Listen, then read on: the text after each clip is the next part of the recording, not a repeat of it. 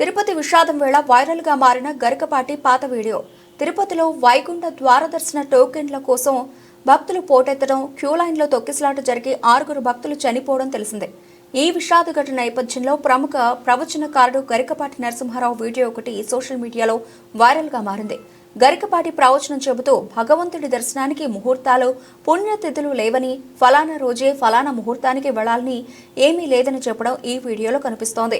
ముక్కోటి ఏకాదశికి భక్తులంతా తిరుపతిలోనే ఉంటారని, ఉత్తర ద్వార దర్శనానికి పోటెత్తుతారని గుర్తు చేశారు.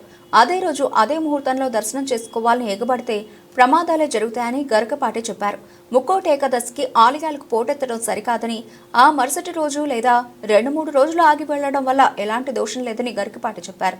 ఆలస్యంగా వచ్చావని దేవుడు ఏమీ శపించడని అన్నారు. మనసు నిండా మట్టి నింపుకొని ఆ రోజే చూడాలి, ఏదేమైనా వెళ్లాలని అనుకోవడం పిచ్చితనమని అన్నారు.